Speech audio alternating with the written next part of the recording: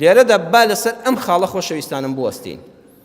هەر کەسێک هات وتی کوڕێکی باشم و ئینسانێکی ساڵحم و فڵان کەس بەڵکو خوازبێنی کچی فڵان کەسم بۆ بکە، تۆ بەس لە مزگەوت تا بینی بێتە دییان بەس لە بازاڕە شارەزایبی بەڕێزان نابی بچی خوازبێنی بۆ بکەیت.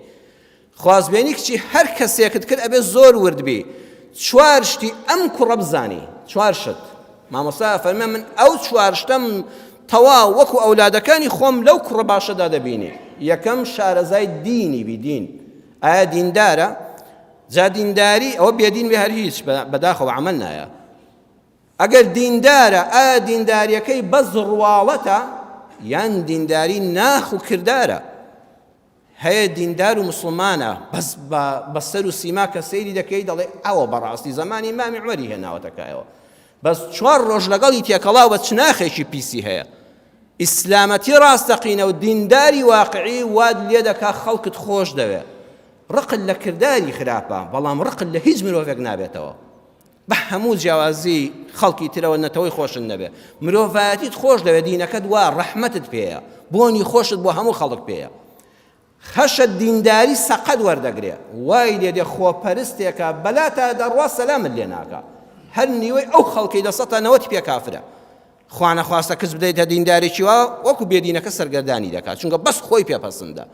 وتی کوڕەکەم ناسی عەقیدەیەکی پاک و پوخت، مسلمانێکی ڕازگۆ، خۆشەویستی خەڵکیشی خۆش دەویست. دووەمیان ئەخلاقی، هەر ئەوەندە کافی نییە وەڵڵا ئینسانێکی داوێن پاکە، جێگە زیناکار بێ هەر نابێ خوازبێنی ژنی بۆ بکەی، ئەوە هەر دەبێت داوێن پاک بێ، بەڵام ئەخلاقی چۆنە؟ هێمن، زمانێکی شیرین، بەڕێز، بەڕاستی ئەو خلاقانەشی تێدا بوو. سێم کەسابەتی، نابێ بڵێ هەر دەست پاکە، هەرەبێ دەست پاک بێ، خۆ نابێت دز بێ، بەڵام ئایا دەستی بە سەرەگوریسیەکەوە هەیە؟ بەڕێزان ژیان بە تایبەتی ئەمڕۆ زۆر قورس بووە.